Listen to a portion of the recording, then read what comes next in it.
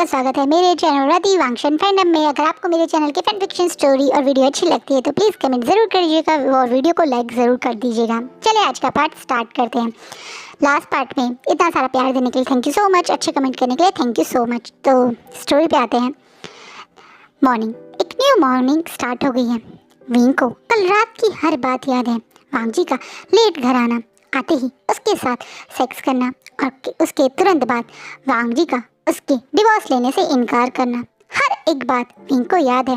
और उन सारी बातों को साथ ही विंग सोया था और उन्हीं यादों के साथ ही विंग अब अपनी आंखें खोल रहा है। विंग जो देर से उठने वालों में से है, वो पहले से कभी जल्दी सो के उठा ही नहीं। शादी के बाद भी वो ऐसा ही था। अधिकतर उसकी मॉर्निंग 9 बजे के करीब होती है, वहीं वांग जी की मॉर्निंग 5 o'clock ही हो जाती है। शुरुआत में विंग ने वांग जी के साथ जल्दी उठने की कोशिश भी की, लेकिन हर बार वांग जी उसके साथ कभी होता ही नहीं था। तो विंग ने अपनी सोने की आदत तो नहीं बदली थी, जिसके कारण अब जब वो उठता है तो काफ़ी ज़्यादा सनलाइट उसके रूम में आ गई है।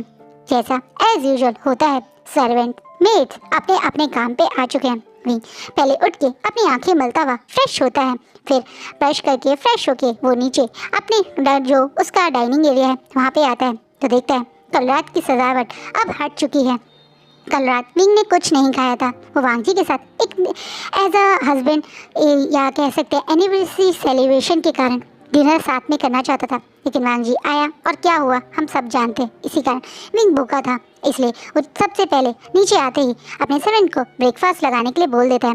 वैसे ही इस पूरे एक तरह से मेंशन को संभालने वाली विंग की बचपन में एक तरीके से जो नैनी थी, जो विंग का बहुत ध्यान रखती थी, जो सर्वेंट की हेड है यानी आंट लिली, वो ही सारा काम संभाल रही थी। विंग के आते ही वो यंग मास्टर कहती हुई विंग के लिए विंग का फेवरेट ब्रेकफास्ट लेकर सामने रख देती हैं। आंट लिली कल यहाँ से जल्दी ही चली गई थी क्योंकि वो जानती थी कि वो यहाँ रहकर अपने प्यारे से छोटे से यंग मास्टर को परेशान होता हुआ देखकर और हर्ट होंगी, इसलिए वो अपने आप को और हर्ट ना करना चाहते हुए इसलिए वो यहाँ पर नहीं थी। लेकिन सुबह आते ही उन्हें सारे जैसा कि पहले सामान था वैसे ही रखे हुए देखकर वो समझ चुकी थी कि आज विंग का मूड अपसेट होगा, इसलिए वो विंग का फेवरेट ब्रेकफास्ट ही बना के लाई, जिसे देख के विंग के चेहरे पे वो प्यारी सी हंसी आ गई। जिस हंसी को, जिस स्माइल को देखकर हर किसी का दिन बहुत अच्छा बन जाता है। वो स्माइल करता हुआ अब जल्दी से उस बड़ी सी ट्रे से एक डिश उठा के अपने आगे रखता है और स्पून से खाते हुए आंट लिली की तारीफ करते हुए कहता है, ओ आंट आप सचमुच में इस वर्ल्ड की बेस्ट कुक हो और आपके हाथ का बना हुआ ये आमलेट ये तो सबसे बेस्ट है। बोलता हुआ विंग जल्दी से आमलेट खाने लगता है, जिससे विंग के जल्दी से खाने पे आंट लिली एकदम से बोलती है, अरे अरे संभाल के यंग मास्टर, आपको प्रॉब्लम हो जाएगी, धीरे से खाइए, ये सब मैंने आप ही के लिए बनाया। हाँ वो आपने मेरे लिए बनाया और इसलिए मुझे और ज़्यादा अच्छा लग रहा है। ये बोलती हुआ विंग स्माइल करता हुआ अपने ब्रेकफास्ट में बिजी था जब मेंशन में और कुछ और सर्वेंट जो एज यूजुअल विंग की आदत को जानते हैं कि वो ब्रेकफास्ट करता हुआ या तो अपना टैब चलाता है या कभी न्यूज़पेपर में क्या आर्टिकल्स आए हैं वो देखता है। कुछ पेपर्स और एक बड़ा सा विंग का आईपैड ला के रख देते हैं, जिसे विंग सबसे पहले ब्रेकफास्ट करने के बाद अपनी पहली प्लेट हटाता हुआ अब एक कॉफ़ी जो आंट ने ही उसके लिए बनाई है उस कॉफ़ी को पीता हुआ अपने हाथ में वो टैब लेकर अब मेन सोफे पे आके बैठ गया है और अब उस टैब को चलाते हुए धीरे धीरे से अपनी कॉफ़ी के सिप ले रहा है। विंग जो शायद भूल गया था कल की बातें, या ये कह दीजिए शायद वो अपने मन में एक हल्की सी होप रखा हुआ था कि शायद वांग जी उसे डिवोर्स नहीं लेना चाहता, तो शायद वांग जी उसके लिए कुछ फील करने लगा है जो विंग को भी दिख तो नहीं रहा। विंग इसी होप से खुशी से आज ब्रेकफास्ट कर रहा था, पर जैसे ही विंग सबसे पहले आज की टॉप न्यूज़ या ये कह दीजिए वायरल न्यूज़ देखता है तो उसकी आंखों में अब आंसू आ जाते हैं। अचानक से स्माइल करता हुआ विंग के चेहरे पे सैडनेस आ जाती है। वहीं आंट लिली जो विंग के बिल्कुल पीछे पीछे ही थी, वो भी विंग के चेहरे के बदले हुए एक्सप्रेशन को देखकर समझ जाती है कि फिर से कुछ ऐसा हुआ है जिससे उनके प्यारे ऐसा यंग मास्टर अपसेट हो गया। वो कुछ बोलती उससे पहले ही आज विंग गुस्से में उस कप को टेबल पर रखता है और एकदम से आंटी जी की तरफ देख के बोलता है, आंट लॉयर मो को फ़ोन कीजिए। और ये बोलने के बाद विंग वहाँ से गुस्से में अब अपने रूम में आता है और अब गुस्से में वो जो बड़ा सा बेडरूम था जिसमें वो और वांग जी अपने क्वालिटी टाइम स्पेंड करते हैं, जो उसका और वांग जी का मास्टर बेडरूम है, उससे सामान अपने एक बैग में भरने लगता है। वहीं आंटी विंग के ऑर्डर के तुरंत बाद विंग को इन्फॉर्म करने ही आ रही थी कि लॉयर मो उनसे मिलने आ रहे हैं। लेकिन जब वो विंग को इस तरीके से इस बैग में ऐसे सामान भरता हुआ देखते हैं तो वो एकदम से घबरा के बोलते हैं, यंग मास्टर आप कहीं जा रहे हैं क्या?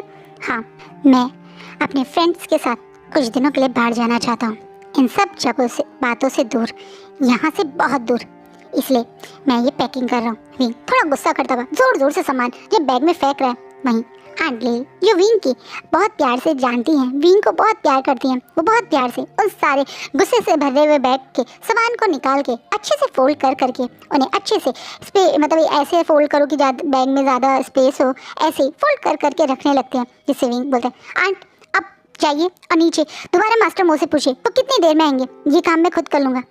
मेरी बात हो गई है उनसे, वो यहाँ पे हाफ आवर में पहुँच जाएंगे। कहाँ जाना चाहते हो विंग, और इस तरीके से क्यों खुद को हर्ट कर रहे हो? क्या हुआ है आज तुम्हें? आज तुम वो रोज़ वाले विंग नहीं हो जिनकी आंखों में मुझे सिर्फ दर्द दिखता है। आज इस दर्द के अलावा भी कुछ है। क्या क्या है ये जो मैं समझ नहीं पा रही हूँ? आंट लिली विंग को प्यार करते हुए अब उसका हाथ, जिसे वो गुस्से में सामान फेंक रहा था, उसी हाथ को पकड़ते हुए उसको प्यार से बेड पे बैठाते हुए पूछती है, जिसे विंग आप अपने ऊपर कंट्रोल ना करके बेड से उतर के उन ज़मीन पे बैठकर उनके मतलब गोदी में अपना सर रखते हुए कहते हैं, मैं थक गया हूँ आंट, बस अब मैं थक चुका हूँ। आप आज मेरी आंखों में दुख इसलिए नहीं देख रही हैं क्योंकि आज इन आंखों में कुछ नहीं बचा है। मैं इस रिश्ते से, इस झूठे रिश्ते से अब थक चुका हूँ। पिछले 5 साल से इस रिश्ते को चलाने की कोशिश करना, पिछले 5 साल से इस रिश्ते में एक होप रखना, अब ये सब कुछ मेरे अंदर ख़त्म हो चुका है। अब मैं इस लवलेस मैरिज में और नहीं रह सकता, मैं इस ज़बरदस्ती के रिश्ते में और नहीं बन सकता। ना ही मेरे और लांगवांग जी के बीच में प्यार है, और ये बात भी कि शायद कभी मुझे लांगवांग जी एक्सेप्ट करेगा। मैं समझ चुका हूँ कि ऐसा भी कभी नहीं होगा, इसलिए मैं अब इस रिश्ते से बाहर आने की सोच रहा हूँ। मैं पहले की तरह अब अपने लिए जीने की सोच रहा हूँ। आंट लिली जो शायद कोई और होता तो यही कहता, अरे आप एक बार और अटैम्प्ट कीजिए, ये पूरी लाइफ टाइम का बात है, ये रिश्ते की पूरी लाइफ टाइम का रिश्ता है, शायद यही लोग कहते। लेकिन आंट लिली बिल्कुल उल्टा करती हैं। वो बहुत प्यार से विंग के सर पे हाथ फिराते हुए रुकती हैं और विंग को अपनी तरफ देखने पे मजबूर करती हैं। आज आंट लिली की आंखों में बहुत खुशी है। आज इस बूढ़ी औरत के चेहरे पे बहुत चमक है, जैसे ये बूढ़ी औरत कब से यही चाहती थी। इसलिए वो बहुत खुशी से विंग के माथे पे हल्की सी किस करती हैं और बोलती हैं, ये आपकी ज़िंदगी का सबसे अच्छा फैसला है और मैं आपके इसके साथ हूँ। अगर सचमुच में आप इस रिश्ते में कुछ और नहीं एक्सपेक्ट करना चाहते, जैसे रिश्ते से बाहर आना चाहते हैं, तो मैं आपका पूरा साथ दूंगी। और हाँ, आपको सचमुच में अब अपने लिए सोचना चाहिए। और ये बोलकर अब आंट लिली विंग से ज़्यादा एक्साइटेड होके विंग की पैकिंग करने लगती हैं, जैसे वो भी चाहती हैं कि विंग इस बड़े से बंगलों से बाहर निकले। 5 साल से विंग यहाँ से बस अपने फादर से मिलने, अपने फादर के किसी काम से उनकी कंपनी यानी वी कॉर्पोरेशन या कभी कभार किसी पार्टी में यहाँ पे विंग को वांग जी के साथ या अपने फादर के साथ जाना हो, वहीं गया है। बना वो तो अपने आप को जैसे इसी बंगलों में खुद बंद कर चुका था, लेकिन कई साल बाद वो ट्रिप पे जाना चाहता है, पहले की तरह अपने दोस्तों के साथ टाइम स्पेंड करना चाहता है। ये देखकर आंट लिली भी बहुत खुश है और वो इंकरेज करती हुई विंग के पुराने कपड़े यानी जो थोड़े रिलीविंग क्लॉथ थे, जो थोड़े उसके फंकी क्लॉथ थे, जैसे रिप्ड जीन्स, थोड़ा टैन टॉप्स, थोड़े से डीप नेक के शर्ट्स और इस टाइप के कपड़े, कट स्लीव्स और एक तरह से तो ना कट स्लीव्स टाइप की टॉप्स, और ऐसे टॉप्स जो शायद विंग पहले पहनता था लेकिन वांग जी को अच्छा ना लगे। और लैन फैमिली की रेपुटेशन थोड़ी अलग है, वो थोड़े से ऑर्थोडॉक्स है, पुराने ज़माने की बातें मानते हैं, उनके अपने रूल्स और रेगुलेशंस होते हैं, उन्हें फॉलो करने के चक्कर में विंग ने वो कपड़े पहनने बंद कर दिए थे। और वो सारे कपड़े आंट लिली ला के विंग को दिखा के पैक कर रही हैं। वहीं विंग भी खुशी से आंट के साथ वही कपड़े पैक कर रहा है, जैसे वो भी अब अपनी पुरानी ज़िंदगी में वापस जाना चाहता है, इस 5 साल की लवलेस मैरिज से बाहर आना चाहता है। अब वो अपनी लाइफ में अपने लिए कुछ करना चाहता है। ये सोच के भी खुशी और एक्साइटेड से मतलब बैग पैक कर रहा था जब सर्वेंट आके इन्फॉर्म करता है कि लॉयर मो आ गए हैं। वहीं विंग अब स्माइल करता हुआ नीचे की तरफ आता है और उसकी स्माइल चेहरे से हट जाती है जब वो देखता है कि मेन डाइनिंग एरिया में सिर्फ लॉयर मो नहीं बल्कि वांग जी भी हैं। वांग जी सुबह इस मेंशन में नहीं था लेकिन वो यहाँ आ गया है। ये देख के विंग को बहुत अजीब लगता है। क्योंकि वांग जी कभी भी अगर सुबह निकलता था तो वो इस तरीके से और टाइम पे तो वो घर वापस नहीं आता था। वो तब इवनिंग में या कई बार तो 2-2 3-3 दिन बाद वापस आता था। लेकिन आज वांग जी यहाँ पे है। ये देख के विंग को शौक लग रहा है। वहीं पीछे से आंट लिली भी वांग जी को आज यहाँ देखकर थोड़ा शौक है। पर ये दोनों एक दूसरे की तरफ देखते हैं। वहीं आंट लिली जैसे अपनी आंखों से विंग को कॉन्फिडेंस दे रही है कि वो विंग के साथ है। वो नीचे की तरफ उतर रही है। आंट लिली और विंग अब नीचे की तरफ आते हैं। वहीं वांग जी की तरफ विंग ने एक बार नहीं देखा। शायद जब वो ऊपर से देख रहा था कि कौन आया तभी उसके ने विंग वांग जी को देखा था। लेकिन जब से वो स्ट्रेट से नीचे आया सामने मास्टर में एक तरह से लॉयर मुंह के सामने आके बैठा, बिल्कुल भी उसने वांग जी की तरफ एक बार नहीं देखा। लेकिन वांग जी की नजरें तो शुरू से लेकर एंड तक अभी विंग के ऊपर है। जिन आंखों को या जिन एक्सप्रेशन को कोई समझ नहीं सकता। एक कोल्डलेस एक तो ना स्टोन फेस है। लेकिन विंग शायद कुछ समझ रहा है क्योंकि वांग जी के फेरोमोन्स कुछ अलग फील हो रहे हैं। आज इस सैंडलवुड स्मेल में कुछ अलग सी स्मेल भी मिक्स है। पर विंग इन सब चीज़ों को इग्नोर करता है। अब मास्टर मुख की तरफ देखता है और बोलता है थैंक यू अंकल, आप मेरे एक बार बुलाने से आ गए। कोई बात नहीं यंग मास्टर, बट अचानक से आपने मुझे बुलाया, कुछ काम था क्या? कुछ इम्पोर्टेंट चीज़? हाँ, एक बहुत इम्पोर्टेंट बात करनी है मुझे। मैं चाहता हूँ कि आप आज ही मेरे कहने पे कुछ डॉक्यूमेंट्स रेडी करिए। कैसे डॉक्यूमेंट्स? क्या आपको किसी कॉन्ट्रैक्ट के रिगार्डिंग डॉक्यूमेंट्स रेडी करवाने हैं मास्टर मो, या ये कह दीजिए लॉयर मो, जो विंग के फादर के काफ़ी अच्छे दोस्त और काफ़ी पुराने लॉयर हैं। शायद जब से उसके फादर की वीक ऑपरेशन में मतलब बनी है तब से वो जो पहला लॉयर उनके वीक ऑपरेशन में ज्वाइन हुए थे वो मास्टर मो यानी लॉयर मो ही थे। इसलिए विंग को वो बहुत अच्छे से जानते हैं। ये एजेड सा लॉयर विंग के बारे में काफ़ी कुछ जानता है। यहाँ तक कि विंग को बचपन से देख रहा है। इसलिए वो भी आंट लील की तरह विंग को एज अ यंग मास्टर ही कह के एड्रेस करता है।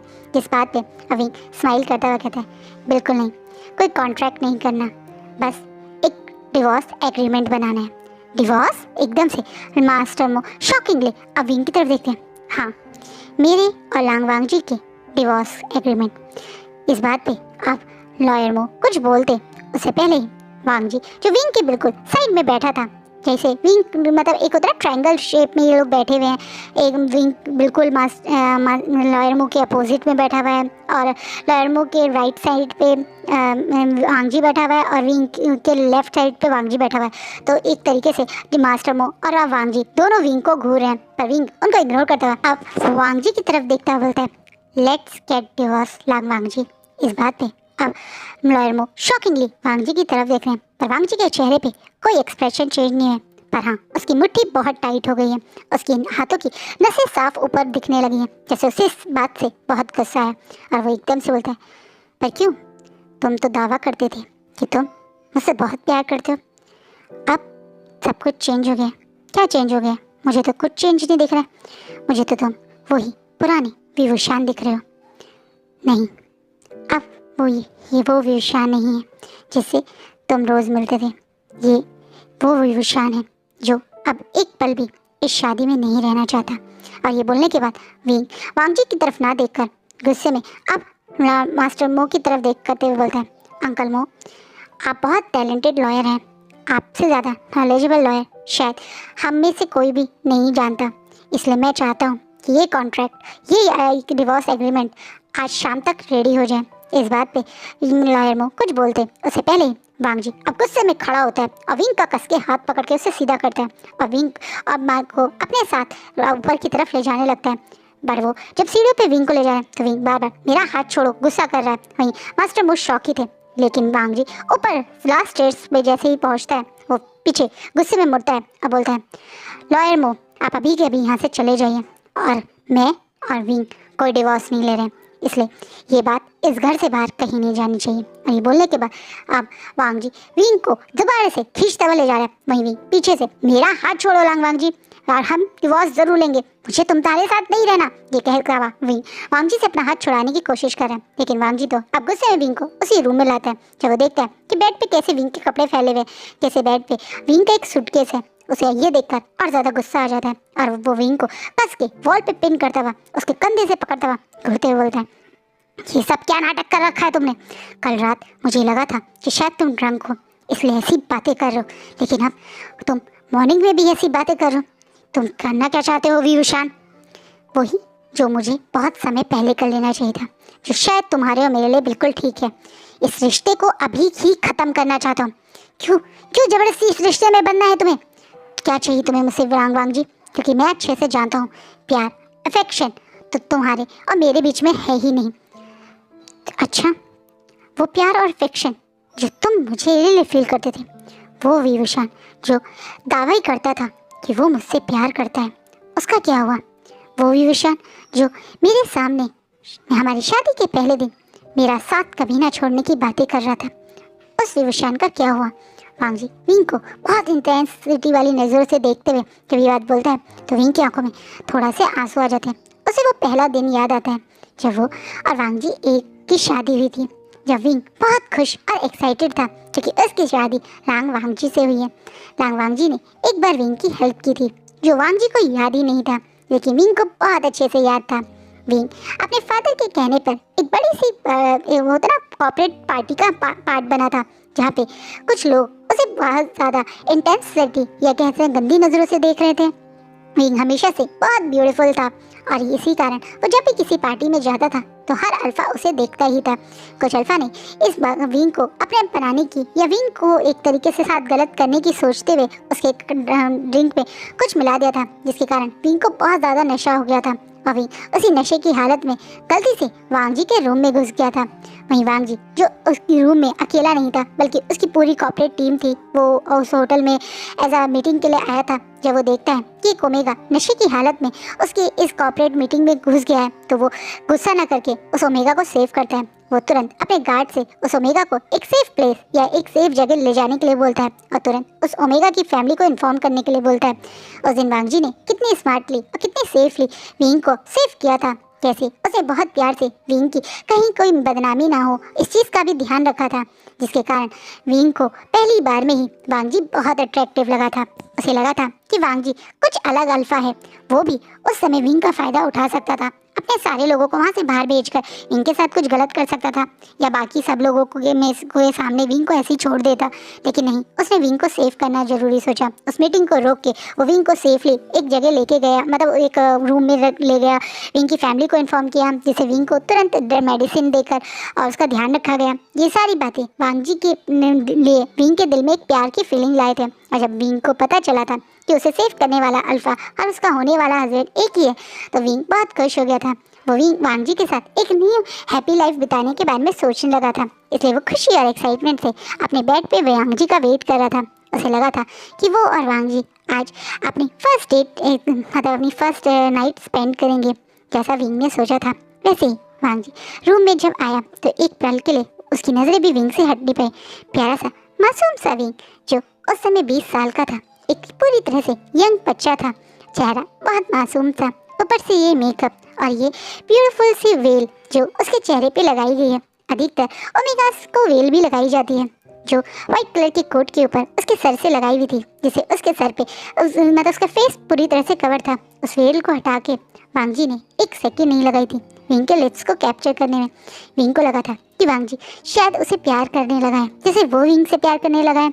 इसी कारण वो विंग ने भी उस किस का बहुत इंटेंसिटी के साथ रिस्पॉन्स किया था और जैसे ही विंग उस किस को थोड़ा डीप करके ले गया तो उसे महसूस हुआ कि वांग जी के हाथ बहुत जल्दी से उसकी शर्ट्स के बटन खोलने में है, जिसे विंग थोड़ा घबरा गया। हाँ, उसे वो किस अच्छी लगी लेकिन वो तुरंत वो सब नहीं करना चाहता था। वो अपने अल्फा से कुछ बातें करना चाहता था, वो अपने अल्फा से कुछ बातें समझना चाहता था, अल्फा के बारे में जानना चाहता था, अपने बारे में बताना चाहता था। इसलिए वो एकदम से वांग जी का हाथ रोक लेता है और बोलता एक minute alpha, I am sorry, मैं आपको रोकना नहीं चाहता लेकिन ये थोड़ा जल्दी हो रहा है। विंग थोड़ा घबराता हुआ अपनी नर्वस सी आवाज़ में जब वांग जी की तरफ देख के बोलता है तो वांग जी उसकी बातों को इग्नोर करता हुआ अभी भी उसके शर्ट्स के बटन खोलता हुआ बोलता है हमें ये सब करना ही है तो जल्दी या लेट से कोई मतलब नहीं है। और ये बोल के वो जोर से विंग को बेड पे धक्का देके तुरंत उसके ऊपर आ जाता है। वो विंग को कुछ और बोलने का मौका ही नहीं देता बल्कि फिर से उसे पैशनेटली किस करने लगता है और जैसे जैसे वो ये किस कर रहा है उतनी जल्दी जल्दी वो विंग की बॉडी से कपड़े रिमूव कर रहा है। विंग को कुछ सेकंड लगे ये महसूस करने के लिए कि वांग जी ने उसके साथ वो सब करना स्टार्ट कर दिया।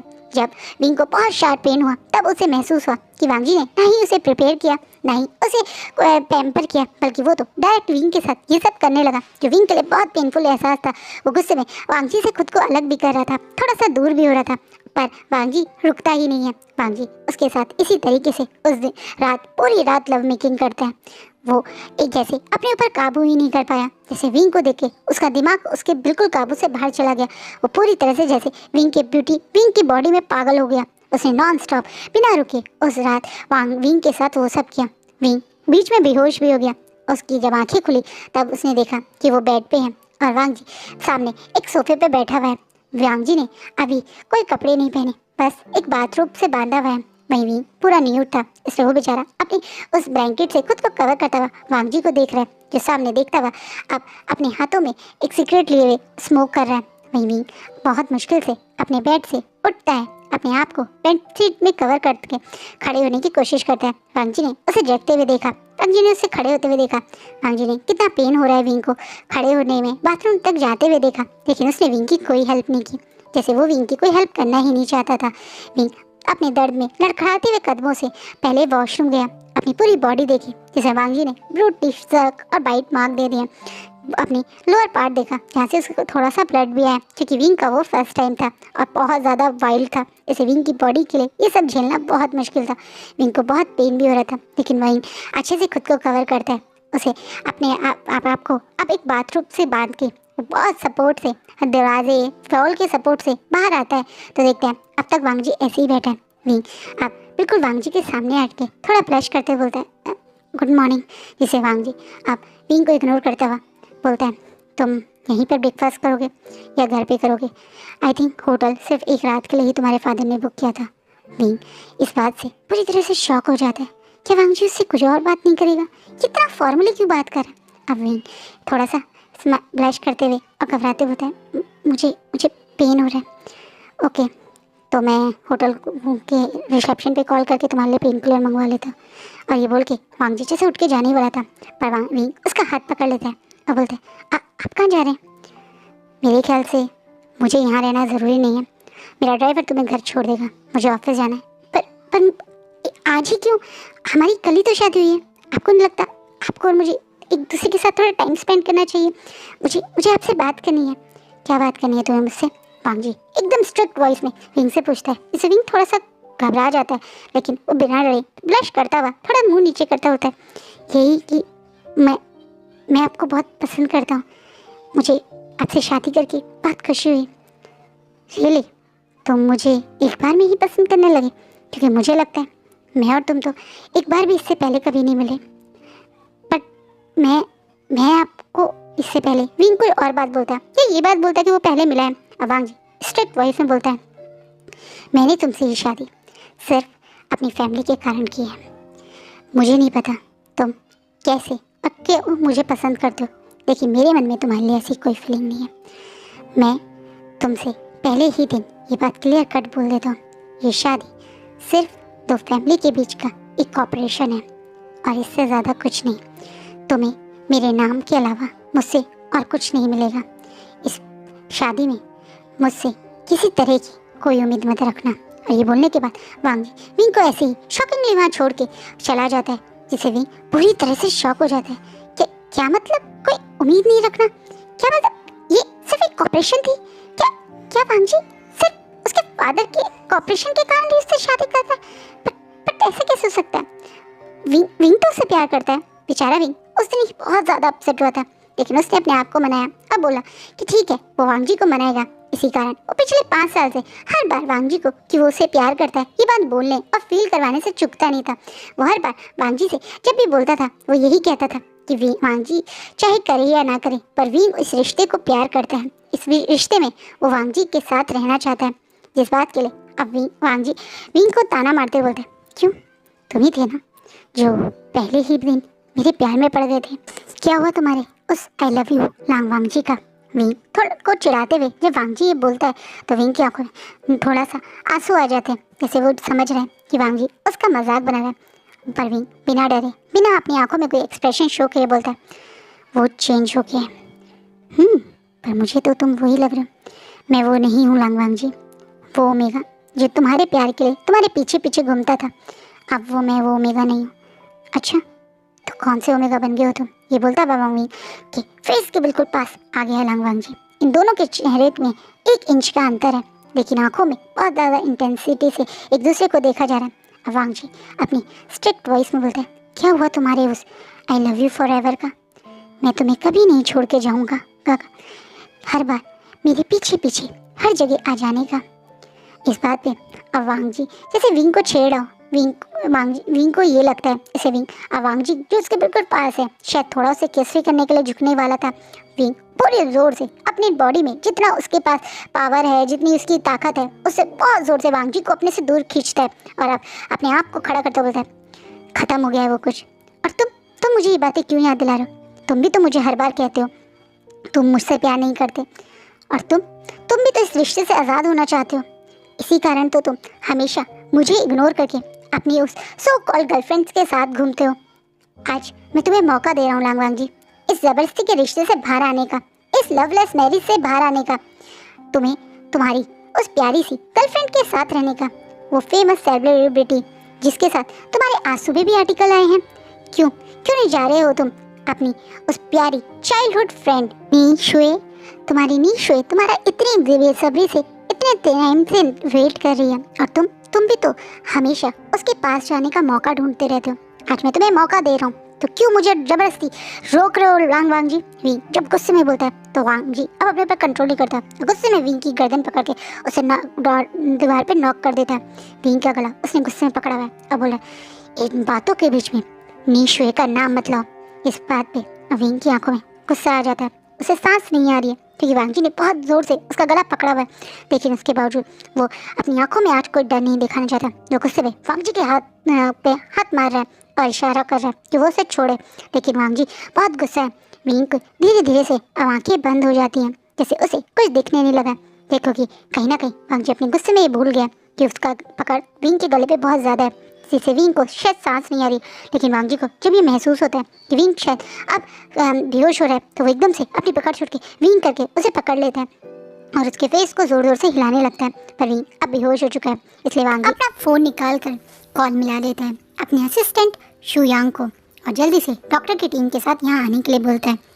वहीं कुछ ही मिनट्स में, यानी मुश्किल से 15 मिनट में, बहुत सारे डॉक्टर्स के साथ शुयांग अब बंगलों में एंट्री कर रहे हैं। वहीं लॉयर मो यहाँ से वांग जी और विंग के जाने के तुरंत बाद चले गए थे, पर आंटी ली जो नीचे थी वो अचानक से इतने सारे डॉक्टर्स के साथ शुयांग को आते देखकर अलर्ट हो जाती है और शुयांग के साथ जाने लगती है। अब शुयांग विंग और वांग जी के बेडरूम के बिल्कुल बाहर खड़ा है और एकदम से डॉक्टर्स की साइड देखता है और बोलता है, अगर डॉक्टर वेंचिंग अभी ऑपरेशन में बिजी ना होती तो शायद मैं तुम्हें लोगों को यहाँ लेकर नहीं आता, क्योंकि वो पहले से ही बॉस और बॉस के मेट के बारे में सब कुछ जानती है।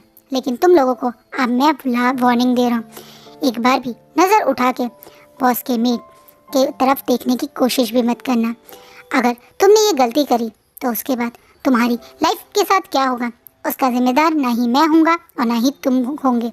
ये बात बोलने के बाद वो डॉक्टर सारे घबरा कर इधर उधर देखने लगते हैं, क्योंकि वो समझ नहीं पाए अरे वो पेशेंट को देखेंगे नहीं तो चेक कैसे करेंगे।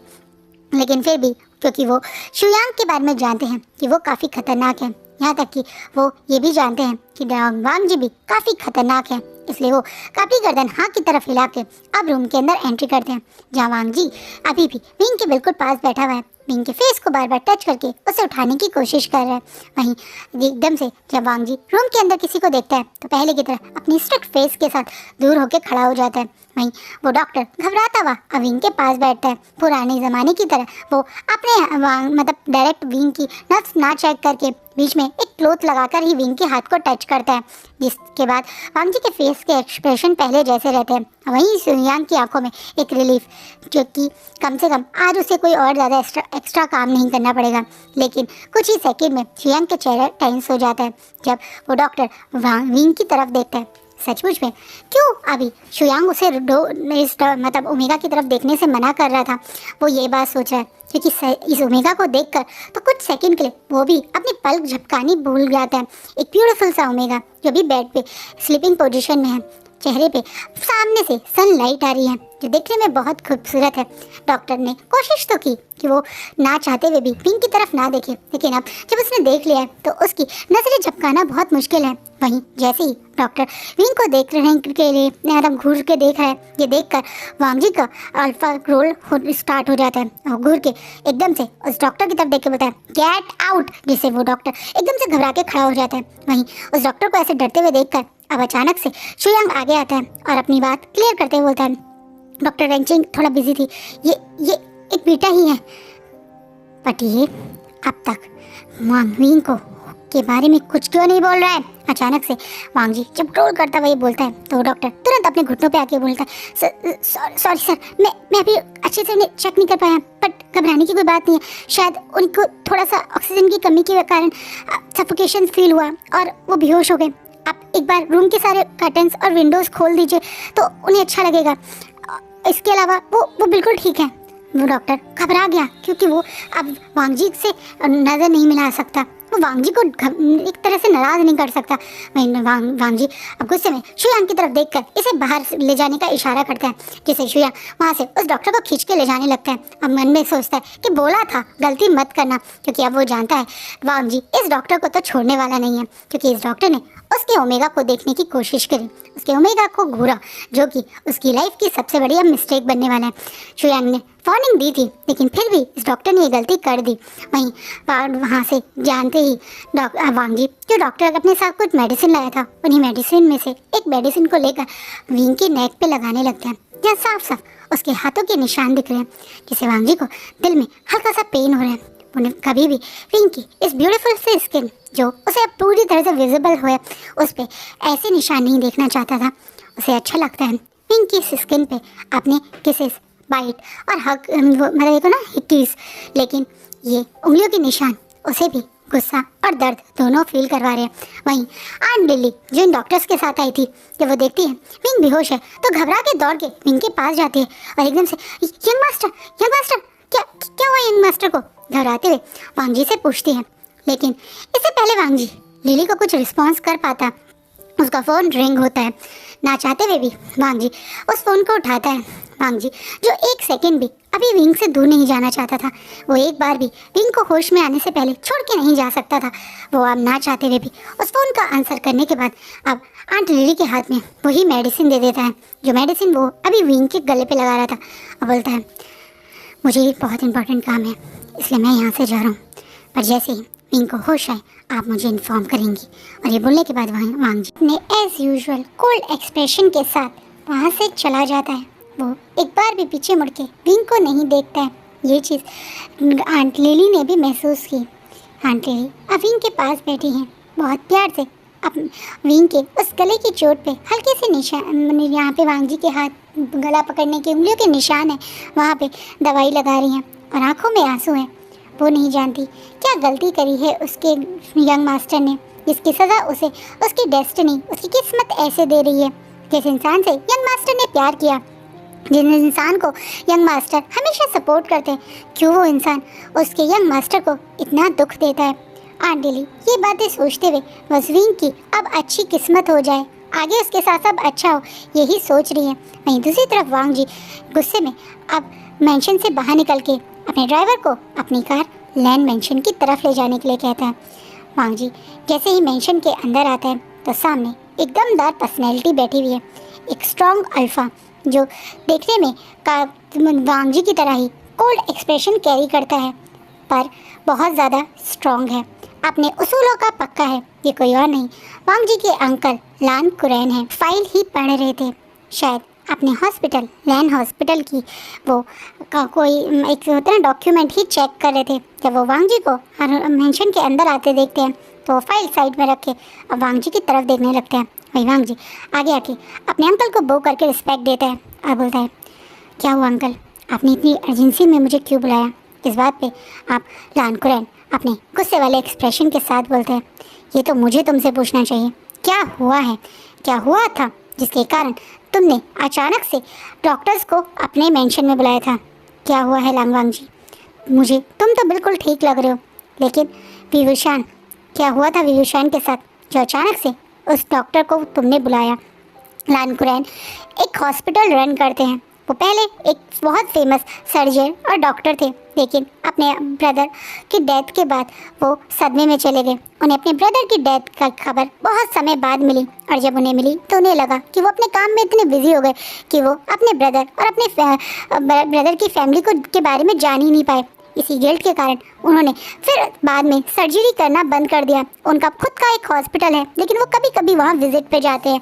अधिकतर वो लैंड मेंशन में ही रहते हैं, लेकिन हॉस्पिटल में क्या हो रहा है उन्हें सब की खबर मिलती रहती है। जैसे उन्हें खबर मिली थी कि आज वांगजी के असिस्ट वहाँ आया था, इसी कारण कुरैन ने तुरंत वांगजी को यहाँ बुलाया। जिस बात पे वांगजी कुछ और रिएक्ट करता, पीछे से एक ब्यूटीफुल सी लेडी जो कुरैन की ही एज की होंगी या उनसे कुछ साल छोटी होंगी, बहुत ब्यूटीफुल से एक चाइनीज ब्लाइट ब्लू कलर की ड्रेस पहने हुए एंट्री कर रही थी। वो अचानक से जब सुनती है कि वांगजी के मेंशन पे डॉक्टर आए थे, तो अपने ऊपर कंट्रोल ना करती हुई स्माइल करती हुई सीधा वांगजी के पास आती हैं और बोलती हैं, क्या विंग के पास कोई गुड न्यूज़ है? क्या क्या विंग प्रेग्नेंट है? उसकी आंखों में जैसे बहुत एक्साइटमेंट है ये जानने की क्या सचमुच में विंग प्रेग्नेंट है, क्योंकि उसे तो लगा कि डॉक्टर ने को बुलाया होगा तो शायद प्रेगनेंसी के कारण ही बुलाया होगा। वहीं वांगजी बिल्कुल चुप खड़ा है इन दोनों के बीच में, और आज का पार्ट यहीं रुकता है।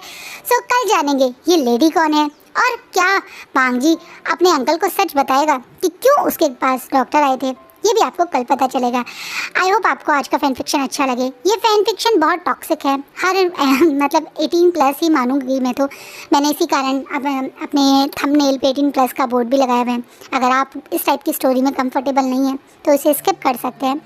यहाँ पे आपको वायलेंस, फोर्स, इंटीमेसी और काफ़ी ज़्यादा एक तरीके से सैडनेस वाली पार्ट मिलेंगे।